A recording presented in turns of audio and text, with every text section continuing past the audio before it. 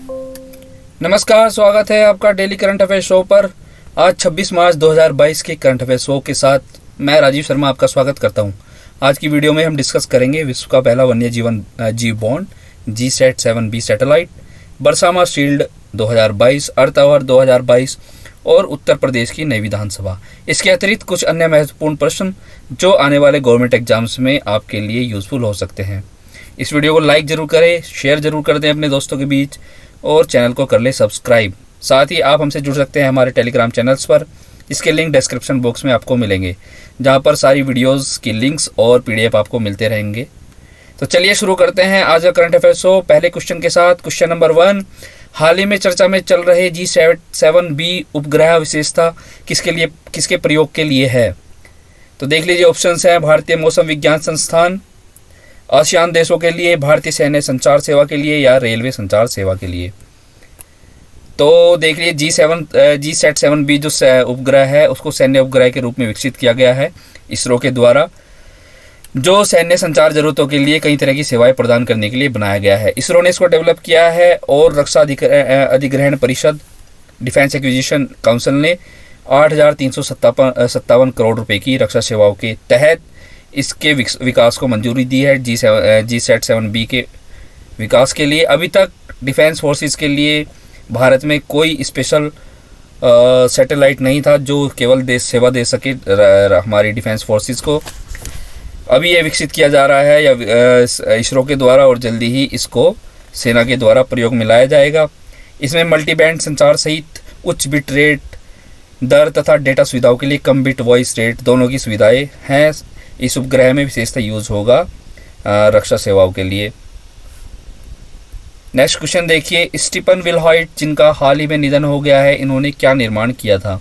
Stephen विल्हॉइट computer field से ताल्लुक़ रखते थे, इनका निधन हो गया है। तो इन्होंने इनमें से क्या विकसित किया था? सेमीकंडक्टर, PDF, GIF या JPG? तो इन्होंने विकसित किया था GIF फॉर्मेट जो होता है उसका विकास इन्होंने किया था। 74 वर्ष के थे और कोविड-19 के कारण इनका निधन हो गया। GIF फॉर्मेट जो होता है वो जो भी आप वेबसाइट पे लोगोज देखते हो ऑनलाइन या जो इमेजेस देखते हो उसका प्रयोग किया जाता है। GIF फॉर्मेट उसको बोलते हैं, वेबसाइट पर जो स्पेशली यूज़ होता है। GIF छवि फाइलें आमतौर पर ग्राफिक्स और लोगो प्रदर्शित करने के लिए उपयोग लाई जाती है वेबसाइट पर, वेब पर, सोशल मीडिया साइटों पर। मेम के लिए जो मेम बनते हैं आजकल उनके लिए भी एक लोकप्रिय फाइल प्रारूप है।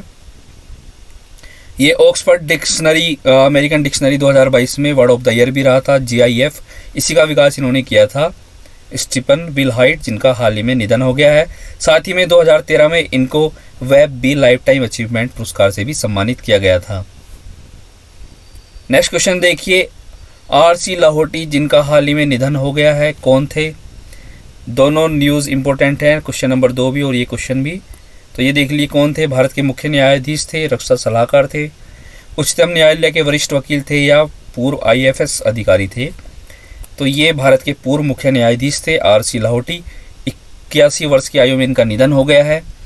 इनको 1 जून 2004 को भारत के 35वें मुख्य न्यायाधीश के रूप में नियुक्त किया गया था और 1 नवंबर 2005 को ये सेवानिवृत्त हो गए थे। 3 मई 1998 को इन्होंने मध्य प्रदेश के उच्च न्यायालय के अतिरिक्त न्यायाधीश का भार संभाला। इसके बाद अगले साल 4 अगस्त को यानी कि 1989 में 4 अगस्त को ये वहाँ के स्थायी न्यायाधीश बन गए थे। फिर इन्होंने दिल्ली उच्च न्यायालय में 1994 में भी सेवा दी और उसके बाद 1998 में ये सर्वोच्च न्यायालय के न्यायाधीश के रूप में नियुक्त हो गए और 2004 को इनको नियुक्त किया गया 35वें मुख्य न्यायाधीश के रूप में। तो इनका भी निधन हो गया, RC लाहोटी भारत के पूर्व मुख्य न्यायाधीश। नेक्स्ट क्वेश्चन देखिए, बरसामा शील्ड 2022 सैन्य अभ्यास की मेजबानी कौन सा देश करेगा? बरसामा शील्ड एक सैन्य अभ्यास है, तो इसकी मेजबानी कौन करेगा? थाईलैंड, सिंगापुर, भारत या ऑस्ट्रेलिया? ऑप्शंस में मलेशिया नहीं है, इसका सही आंसर है मलेशिया। मलेशिया द्वारा इसका आयोजन मेजबानी की जाएगी इस बरसामा शील्ड 2022 की सैन्य अभ्यास की। इसमें भाग लेते हैं 5 देश, Australia, New Zealand, Singapore, United kingdom और मलेशिया। और इस जो ये इनका ग्रुप है इसको बोला जाता है फाइव पावर डिफेंस अरेंजमेंट। 1971 में एक समझौता हुआ था एक बहुपक्षीय रक्षा समझौता, जिसके अंतर्गत ये 5 पावर डिफेंस अरेंजमेंट जिसको बोला जाता है, और इसके अंतर्गत ही ये बरसामा शील्ड एक्सरसाइज की जाती है। इसमें समुद्री और हवाई अभ्यास शामिल होते हैं, और इस बार इसका आयोजन कर रहा है मलेशिया अपने यहाँ पर, और साथ में यही इन चारों देशों की मेज़बानी कर रहा है इस एक्सरसाइज के लिए। मलेशिया की राजधानी कुआलालंपुर है, और मलेशियाई मुद्रा है मलेशियाई रिंगित, और यहाँ के प्रधानमंत्री इस्माइल साबरी याकूब है। तो मलेशिया मेज़बानी करेगा बरसामा शील्ड 2022 सैन्य अभ्यास की। नेक्स्ट क्वेश्चन देखिए, अफ्रीका के काले गैंडे को बचाने के लिए पहला वन्यजीव बॉन्ड किसके द्वारा जारी किया गया है? अफ्रीकी संघ के द्वारा, संयुक्त राष्ट्र के द्वारा, विश्व बैंक के द्वारा या यूनिसेफ द्वारा? तो इसका सही आंसर है विश्व बैंक। विश्व बैंक ने पहला वन्यजीव बॉन्ड जारी किया है, जो अफ्रीका के काले गैंडे को बचाने के लिए जारी किया गया है, और इसकी कीमत रखी गई है $150 मिलियन। यह एक सतत विकास बॉन्ड है $150 मिलियन का। ब्लैक राइनो जो एक लुप्त प्राय प्रजाति है, उसके संरक्षण के लिए दक्षिण अफ्रीका के प्रयासों का समर्थन करने के रूप में वर्ल्ड बैंक ने ये वन्य जीव संरक्षण बॉन्ड यानी कि wild life conservation bond WCB जारी किया है। यह बॉन्ड दक्षिण अफ्रीका के 2 संरक्षित क्षेत्रों में काले गैंडे की आबादी को बचाने के लिए योगदान देगा। ये 2 क्षेत्र हैं एडो एलिफेंटा नेशनल पार्क और great fish river nature reserve. वन्य जीव संरक्षण बॉन्ड यानी कि WCB को राइनो बॉन्ड के रूप में भी जाना जाता है।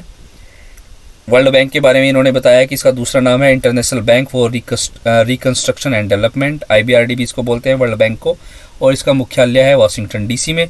इसकी स्थापना हुई थी 1944 को।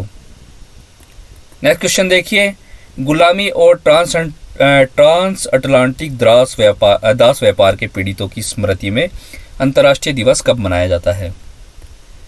24 मार्च को, 25 मार्च को, 26 मार्च को या 27 मार्च को? तो 25 मार्च को ये मनाया जाता है गुलामी और ट्रांस अटलांटिक दास दिवस। गुलामी और ट्रांस अटलांटिक दास व्यापारों के पीड़ितों की स्मृति में ये मनाया जाता है अंतर्राष्ट्रीय दिवस। नस्लवाद और पूर्वाग्रह के खतरों से के बारे में जागरूक करने के लिए इसको हर वर्ष मनाते हैं। इस वर्ष इसका थीम है साहस और कहानियाँ, दास्ता का प्रतिरोध और जातिवाद के खिलाफ एकता, यानी कि resistance to slavery and unity against racism. यह दिवस न्यूयॉर्क में संयुक्त राष्ट्र मुख्यालय और दुनिया भर में संयुक्त राष्ट्र मुख्यालय के कार्यालयों में मनाया जाता है। इसी के उपलक्ष्य में यहाँ पे समारोह का आयोजन किया जाता है इन संयुक्त राष्ट्र मुख्यालय में, और इसके जो ऑफिस है वर्ल्ड वाइड। इसे पहली बार 2008 में मनाया गया था breaking the silence lest we forget के थीम के साथ। 2008 में इसको पहली बार मनाया गया था। नेक्स्ट क्वेश्चन देखिए, निम्न में से कौन उत्तर प्रदेश के नए उप मुख्यमंत्री बने हैं? तो मुख्यमंत्री तो आप सभी जानते हैं योगी आदित्यनाथ निश्चित है बनना। इसके अतिरिक्त उप मुख्यमंत्री कौन बने हैं? दिनेश शर्मा, ब्रजेश पाठक या अपर्णा यादव? तो आंसर देख लीजिए, 2 उप मुख्यमंत्री बनाए गए हैं उत्तर प्रदेश में। ब्रजेश पाठक इस बार नए उप मुख्यमंत्री बने हैं, पहले दिनेश शर्मा थे, उनका स्थान इन्होंने लिया है, और केशव प्रसाद मौर्य को फिर से उप मुख्यमंत्री बनाया गया है। मुख्यमंत्री की शपथ ली है योगी आदित्यनाथ ने कल 25 मार्च को लखनऊ के स्टेडियम में इनको शपथ दी गई। इस स्टेडियम का नाम है भारत रत्न श्री अटल बिहारी वाजपेयी इकाना क्रिकेट स्टेडियम है एक, जहाँ पे ये शपथ समारोह कल आयोजित किया गया था। इसके साथ ही 52 मंत्रियों को यहाँ पे शपथ दिलाई गई है उत्तर प्रदेश विधानसभा के लिए। 5 राज्यों के चुनाव अभी संपन्न हुए थे, 5 में मुख्यमंत्री घोषित हो चुके हैं, शपथ ले चुके हैं, और भाजपा ने इनमें से 4 राज्यों में अपनी सरकार बनाई है, जबकि एक पंजाब में आम आदमी पार्टी ने अपनी सरकार बनाई है। उत्तर प्रदेश में लोकसभा सीटों की संख्या 78 है, राज्यसभा सीट यहाँ पे 31 है, और विधानसभा सीट 403 है। साथ ही यहाँ पर विधान परिषद भी है, तो यहाँ पे विधान परिषद की सीटों की संख्या 100 है। नेक्स्ट क्वेश्चन देखिए, इंडियन साइकियाट्रिक सोसाइटी का राष्ट्रीय सम्मेलन कहाँ पे आयोजित किया जा रहा है?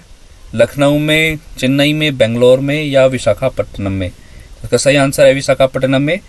इंडियन साइकियाट्रिक सोसाइटी का राष्ट्रीय सम्मेलन शुरू हुआ है 26 मार्च तक ये चलेगा। कल 25 मार्च से इसका आरंभ हुआ था, और यह इसका 73वां वार्षिक राष्ट्रीय सम्मेलन है। इसके पहले 37 साल पहले ये आयोजन हुआ था, और विशाखापट्टनम में ही पहले आयोजन किया गया था इसका। अब 37 साल बाद से इसका आयोजन किया जा रहा है फिर से विशाखापट्टनम में, और इसका विषय चुना गया है दिमाग को पाटना और पीढ़ियों को जोड़ना, ब्रिजिंग माइंड्स कनेक्टिंग जनरेशंस। समाज में नशीली दवा और शराब के दुरुपयोग से, साथ ही में छात्रों के बीच तनाव और आत्महत्या, अवसाद और चिंता और बुढ़ापे की समस्या और मनोभ्रंश की बढ़ती घटनाओं पर ध्यान देने के लिए इसका आयोजन किया जा रहा है। इस सम्मेलन का लोगों को इस बारे में अवेयरनेस दी जा सके इंडियन साइकेट्रिक सोसाइटी के द्वारा। इसमें वर्ल्ड वाइड और इंडिया के जो विद्वान हैं भाग लेंगे, साइकेट्रिक स्पेशलिस्ट जो हैं वो इसमें भाग लेंगे। क्वेश्चन नंबर 9, अर्थ आवर का आयोजन हर वर्ष किस दिन किया जाता है? मार्च के अंतिम शुक्रवार को, मार्च के अंतिम शनिवार को, या अंतिम रविवार को, या फिर कोई दिन निश्चित नहीं है। तो इसका ऑप्शन आंसर है हर साल अर्थ आवर मनाया जाता है मार्च के अंतिम शनिवार को। इस वर्ष मार्च का अंतिम शनिवार है कल, यानी कि आज 26 मार्च को। तो आज ही इसका आयोजन किया जा रहा है। इसमें क्या किया जाता है कि एक निश्चित समय पर 1 घंटे के लिए शाम के समय लाइट सारी ऑफ कर दी जाती है और विश्व के 190 से अधिक देशों में यह मनाया जाता है। इस बार इसकी थीम रखी गई है शेप आवर फ्यूचर, यानी अपने भविष्य को नया संवारें। और WWF के द्वारा यह मुहिम चलाई जाती है। 2007 में इसको शुरू किया गया था, 2007 में 31 मार्च को, जहां ऑस्ट्रेलिया में 2.2 मिलियन लोगों यानी कि 22 लाख लोगों ने 2000 बिजनेसेस जो अपनी इनके वो थे बिल्डिंग्स, उसमें लाइट को ऑफ किया था 1 घंटे के लिए। ऑस्ट्रेलिया की सिडनी में पहली बार इसका आयोजन किया गया था। WWF यानी कि world wide fund for nature, इसकी स्थापना 1961 में की गई थी और यह एक अंतर्राष्ट्रीय गैर सरकारी संगठन है जो काम करता है जंगल के संरक्षण और पर्यावरण पर मानव प्रभाव को कम करने के क्षेत्र में। ओके, तो अर्थ आवर आज 26 मार्च को मनाया जा रहा है। आज आप भी अपनी लाइट्स को बंद कर सकते हैं 1 घंटे के लिए शाम के समय। टाइम देखकर किस टाइम ये मनाया जाएगा। ये मनाया जाता है ग्लोबल वार्मिंग के बारे में दुनिया को अवेयर करने के लिए कि ग्लोबल वार्मिंग का प्रभाव कैसे पड़ रहा है और हम ऊर्जा को बचाकर कैसे ग्लोबल वार्मिंग इफेक्ट कम कर सकते हैं। नेक्स्ट क्वेश्चन देखिए, भारत ने हाल ही में सतह से सतह पर मार करने वाली किस मिसाइल का सफल परीक्षण किया है? पृथ्वी, अग्नि, त्रिशूल या ब्रह्मोस?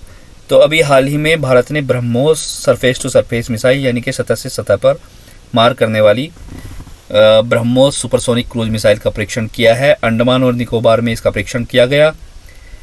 इसके पहले दिसंबर के महीने में, दिसंबर 2021 में भारत ने सुखोई 30 MK1 सुपरसोनिक सुखोई 30 विमान जो है हमारे फाइटर एयरक्राफ्ट, उनसे एयर टू सरफेस इसके वर्जन जो है उसका परीक्षण किया था। अब इन्होंने किया है सरफेस टू सरफेस यानी कि सतह से सतह पर मार करने वाले वर्जन का। ब्रह्मोस मिसाइल भारत और रूस के सहयोग से निर्मित मिसाइल है, सुपरसोनिक एक मिसाइल है। अभी कुछ 1 वीक पहले लगभग ये चर्चा में आई थी जब इसका एक्सीडेंटल फायर हो गई थी ये और पाकिस्तान में जाके गिर गई थी, पाकिस्तान में जाके टकराई थी। हालांकि इसमें कोई एक्सप्लोजिव नहीं था, लेकिन बड़ा चर्चा में रहा ब्रह्मोस का नाम लास्ट वीक। और इसका नाम रखा गया है भारत की ब्रह्मपुत्र और रूस की मॉस्को नदी के नाम पर, दोनों का नाम मिलाकर ब्रह्मोस इसका नाम रखा गया है। भारत के DRDO द्वारा बनाया जा रहा है, इसका निर्माण किया जाता है भारत में और साथ में इसके रूस की एक एजेंसी है उसका भी सहयोग है इसको निर्माण करने में। भारत और रूस के सहयोग से इसका निर्माण किया जा रहा है। तो ये थे इंपॉर्टेंट करंट अफेयर क्वेश्चंस, आज 26 मार्च के current affair questions. I hope आपको ये पसंद आए होंगे। इस वीडियो को लाइक जरूर कर दे, शेयर कर दे अपने दोस्तों के बीच और जल्दी से जल्दी हमारे चैनल को कर ले सब्सक्राइब, जिससे इसी तरह की वीडियोस आपको मिलती रहे रोजाना। Thank you very much for watching this video. जय हिंद,